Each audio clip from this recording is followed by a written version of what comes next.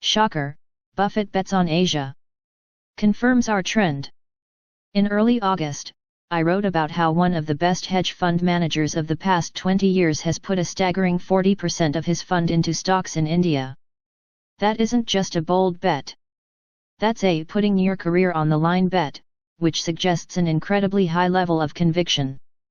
The hedge fund manager I'm talking about is Monish Pabrai. Since founding his fund in 2000, he has generated a cumulative return of 967% for his investors. That performance smashes the 168% that the S&P 500 has produced over the same time period. After doing some sleuthing, I discovered that Pabrai is especially bullish the Indian finance sector, which is essentially still in its infancy and growing incredibly fast. Pabrai's huge conviction bet put the Indian finance sector on my radar. Now, something else has happened that has even further increased my interest. Warren Buffett jumps on this Indian opportunity. Just a few days ago, news broke that Warren Buffett's Berkshire Hathaway had purchased a stake in Paytm, India's largest digital payments company. Like Pabrai, Buffett's investment shows that he sees value in the Indian finance sector. The investment in Paytm is the first ever direct investment in India for Buffett's Berkshire Hathaway. As part of the deal, Berkshire's investing lieutenant Todd Combs has joined the Paytm board of directors. That tells us that not only is this going to be a long-term holding for Berkshire, but that we can expect Berkshire to increase the size of its investment over time. Even more intriguing, Buffett's Berkshire wasn't the only mega-cap corporation investing in Indian e-commerce/finance in August. Walmart, WMT, closed a deal to acquire a 77% stake in Flipkart, India's largest e-commerce platform, for a smooth $16 billion. That is a big commitment, even for Walmart. The reason for all this interest is the growth that India has in front of it. Fueled by the combination of rising incomes and a surge in the number of people using the internet, Indian e-commerce specifically is about to blast off like a rocket ship. A study by PwC India estimates that the Indian e-commerce market is going to increase fourfold in just 5 years, from $36 billion in 2017 to $150 billion by 2022.1. Keep in mind, we get pretty excited here in North America with 3% GDP growth, but the Indian e-commerce industry is growing at an annualized clip of almost 35%. No wonder Pabrai, Buffett, and Walmart have all jumped on board. Success in business is much easier when you are operating in an industry that has the wind at its back. Indian e-commerce and the Indian finance sector in general don't just have a tailwind behind it, this is more like a Category 5 hurricane. This is your passport to invest in this Indian opportunity. Fairfax India, FFXDF, is a publicly traded company that was formed specifically to take advantage of the opportunity that a rapidly growing India presents. The company was founded by Prem Watsa, who is often referred to as the Canadian Warren Buffett. Watsa has led the Canadian reinsurance company, Fairfax Financial, FRFHF, to an incredible 33-year track record. Today, Fairfax India has made investments in India that are approaching $2 billion. Those investments are focused on giving Fairfax controlling interests in the companies that it has taken a position in. 30% of those investments have direct exposure to the Indian finance sector that Pabrai and Buffett are so bullish about. The other investments include the third largest airport in India, a soda producer and an agriculture finance business. What I love about this is that Watsa is a world-class investor who is applying his skills to a much less efficient market. That is a recipe for success, and I believe it's just the start of more good things to come. Here's to looking through the windshield. Is Trump's tax cut paying for itself? There is absolutely nothing wrong with America's finances that a miracle couldn't fix, as the great man said. We learn this week that 2018's budget deficit currently rises Himalayan high to $895 billion, a 39% increase over last year. The Congressional Budget Office, CBO, announced in April that the budget deficit would exceed $1 trillion in 2020. But CBO now estimates the deficit will top $1 trillion in 2019, 1 year ahead of schedule. The reason, Simple as snow and as obvious as the nose on a man's face, the United States government lays out far more money than it hauls aboard.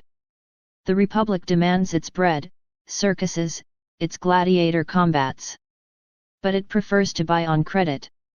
Defense spending up 10% on the year. Social Security outlays up 5%. Medicare up 7%. Overall federal spending has increased 7% this fiscal year, while tax revenues have increased only 1%. To the business we must add a 25% increase in net interest on the public debt. The economic men in practice at Washington assured us the Trump tax cuts would pay for themselves through higher growth. Treasury Secretary Steve Mnuchin, for example, assured us, the plan will pay for itself with growth. Then we come to President Trump's senior economic advisor. Larry Kudlow is a swell enough fellow who is nonetheless trapped in 1981, like a fly trapped in amber. He argues that even the CBO numbers show now that the entire $1.5 trillion tax cut is virtually paid for by higher revenues and better nominal GDP. But if outlays are up 7% while revenues are up 1%, how is the entire $1.5 trillion tax cut being paid for by higher revenues and better nominal GDP? We will gladly take correction if mistaken. But in our court stands economist Greg Mankiw. Mankiw was George W. Bush's chairman of the President's Council of Economic Advisers. From whom, I do not know what numbers Larry is referring to. A reasonable rule of thumb, in my judgment, is that about 1/3 of the cost of tax cuts is recouped via faster economic growth. We're heart and soul for tax cuts provided they are twinned with spending cuts to match. There is something within the liver and lights that demands a square accounting. Spend less, it whispers, or more if you must. But pay your way as you go. Borrowing from tomorrow to pay for today is the way of the scoundrel, the profligate, the serial bankrupt. The wicked borrows, and cannot pay back, as Psalm 37:21 reads. But worry not, soothes the official voice, deficits don't matter. And for years they haven't, or not over much. But the laws of economics will not be forever conned, the old-timers insist. Actions demand reactions, scales must ultimately balance, the free lunch has no existence this side of paradise. We suspect a great reckoning will prove once and for all that deficits do matter. At writing, the national debt rings in at $21,479,156,738,092, and rising, rapidly. For your viewing pleasure, CBO's projected trajectory of the national debt as a percentage of GDP, the greatest burglars of America's fiscal future? Social Security, Medicare, and Medicaid, with interest on the debt into the bargain. If you accept the CBO at its word, mandatory spending including these budget busters and a few others will constitute 78% of federal spending by 2026. That leaves only 22 cents per dollar for education, science, transportation, and 100 other priorities, including defense. Former Treasury official Peter Fisher's waggish observation gains currency with each passing year. The federal government, says he, is a gigantic insurance company, with a sideline business in national defense and homeland security. Much truth is spoken in jest. With the spirit of doom upon us today, let us sink further into the mire.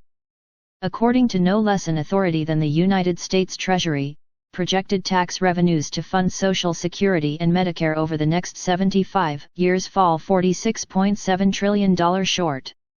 Unfunded liabilities, these are called. But even these $46.7 trillion of unfunded liabilities may tell a mere fraction of America's true indebtedness. Economist and Boston University professor Larry Kotlikoff says Social Security, Medicare, and Medicaid are not fully accounted for in official number crunching. These accounting shell games mask the actual debt, says Kotlikoff. What is America's actual debt? Over the next 75 years, this Cassandra projects America's true debt at an intergalactic $210 trillion. Kotlikoff, shaking his head in despair, we have all these unofficial debts that are massive compared to the official debt. We're focused just on the official debt, so we're trying to balance the wrong books. If you add up all the promises that have been made for spending obligations, including defense expenditures, and you subtract all the taxes that we expect to collect, the difference is $210 trillion. That's the fiscal gap. That's our true indebtedness. Kind heaven, no, could our fair land be $210 trillion in debt? On days such as this, when our hopes for America crash upon the shoals of actuarial mathematics and we wonder why we even bother, our thoughts turn to author Robert Benchley. We have told the tale before, but today we tell it again. Benchley sat at his typewriter one day to tackle a vexing subject. He got one word into it when he came upon a brick wall. The words would not come. He soon threw up the sponge, and abandoned his typewriter in frustration.